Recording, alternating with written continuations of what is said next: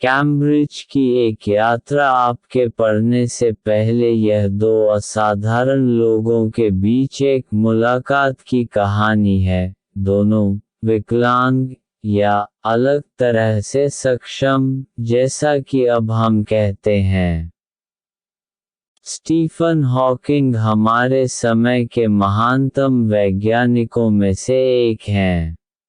वह एक प्रकार के पक्षाघात से पीड़ित है जो उसे व्हीलचेयर तक सीमित कर देता है, और उसे केवल कंप्यूटर पर बटन दबाकर बोलने की अनुमति देता है, जो मशीन जैसी आवाज में उसके लिए बोलता है।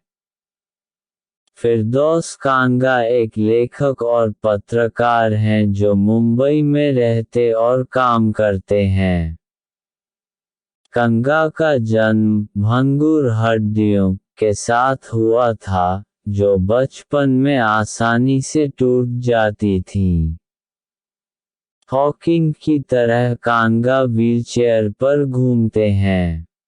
दो महापुरुषों ने व्हीलचेयर में जीवन जीने का क्या मतलब है, और तथाकथित सामान्य लोग विकलांगों के प्रति कैसे प्रतिक्रिया करते हैं, इस पर विचारों का आदान प्रदान किया।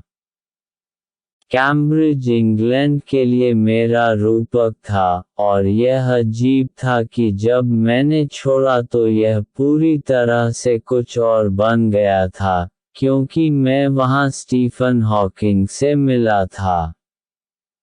यह कैम्ब्रिज के माध्यम से एक पैदल यात्रा पर था कि गाइड ने स्टीफन हॉकिंग का उल्लेख किया, गरीब आदमी जो अब काफी अक्षम है, हालांकि वह इसाक न्यूटन के योग्य उत्तराधिकारी हैं, जिनकी कुर्सी उनके पास विश्वविद्यालय में है। और मैंने शुरू किया, क्योंकि मैं यह बिल्कुल भूल गए थे कि यह सबसे प्रतिभाशाली और पूरी तरह से लकवाग्रस्त खगोल भौतिकीविद, a brief history of time के लेखक, अब तक के सबसे बड़े बेस्ट सेलर्स में से एक, यहाँ रहते थे। जब वॉकिंग टूर समाप्त हो गया, तो मैं एक फ़ोन बूथ पर गया और लगभग डोरी को फाड़ दिया ताकि यह मुझ तक बाहर पहुंच सके। स्टीफन हॉकिंग के घर पर फ़ोन किया। लाइन पर उनका सहायक था और मैंने उनसे कहा कि मैं ब्रिटेन में अपनी यात्रा के बारे में लिखने के लिए भारत से व्हीलचेयर में आया हूँ। शायद उन्हें लगा कि मैंने खुद को इस तरह आगे बढ़ाया है। मुझे प्रोफेसर हॉकिंग से मिलना था, 10 मिनट भी चलेगा। आधा घंटा, उसने कहा। 3-4:30 बजे से। और अचानक मुझे हर तरफ कमज़ोरी महसूस होने लगी। विकलांग होने के कारण, आप उन लोगों से तंग आ जाते हैं जो आपको बहादुर बनने के लिए कह रहे हैं, जैसे कि आपके पास एक साहस खाता है जिस पर आप चेक निकालने के लिए बहुत आलसी हैं। केवल एक चीज़ जो आपको मजबूत बनाती है, वह है अपने जैसे किसी व्यक्ति को देखना, कुछ बड़ी उपलब्धि हासिल करना। तब आप जानते हैं कि कितना संभव है और आप जितना सोचा था उससे कहीं आगे तक पहुंच सकते हैं। मैं बहादुर नहीं हूँ, अगली दोपहर उनकी कंप्यूटर आवाज ने कहा। मेरे पास कोई विकल्प नहीं था। निश्चित रूप से, मैं कहना चाहता था, उसके विघटित शरीर की वास्तविकता के साथ रचनात्मक रूप से जीना एक विकल्प था। लेकिन मैं चुप रहा, क्योंकि जब भी मैं उससे बात करता था तो मैं दोषी महसूस करता था, उसे जवाब देने के लिए मजबूर करता था। वहाँ वह अपने हाथ में छोटे से स्विच पर टैप कर रहा था, अपने कंप्यूटर पर शब्दों को खोजने की कोशिश कर रहा था। उसके पास केवल थोड़ी सी हरकत बची थी, उसकी लंबी, पीली उंगलियां। हर बार, उसकी आंखें निराश थकावट में बंद हो जाती, और उसके सामने बैठकर मैं उसकी वेदना को महसूस कर सकता था। मन उन विचारों से प्रफुल्लित था जो जमे हुए वाक्यांशों और वाक्यों में लाशों के रूप में निकले थे। कई लोगों को लगता है कि विकलांग लोग लंबे समय से नाखुश हैं, मैंने कहा। मुझे पता है कि यह खुद सच नहीं है। क्या आप अक्सर अंदर ही अंदर हंसते रहते हैं?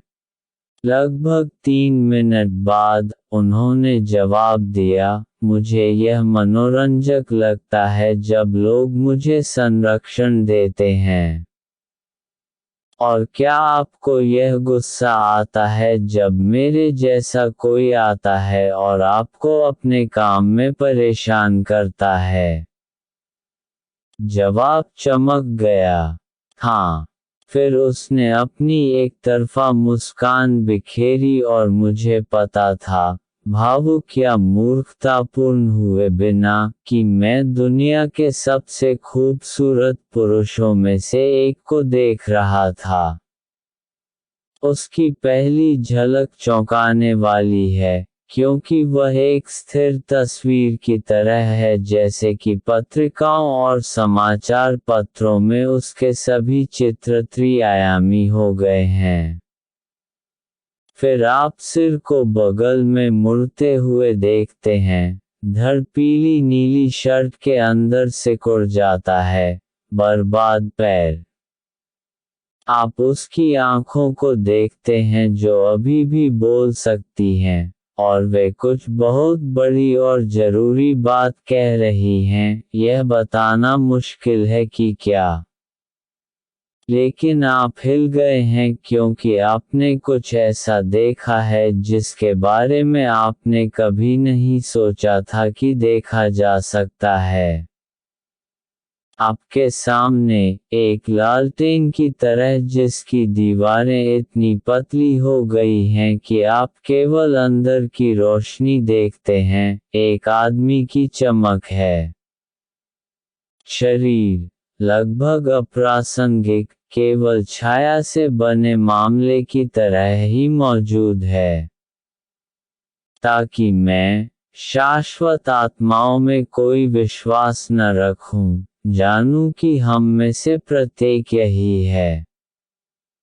बाकी सब एक सहायक। आपको क्या लगता है कि विकलांग होने के बारे में सबसे अच्छी बात क्या है? मैंने उससे पहले पूछा था। मुझे नहीं लगता कि अक्षम होने के बारे में कुछ भी अच्छा है। मुझे लगता है, मैंने कहा, आपको पता चलता है कि दुनिया में कितनी दयालुता है।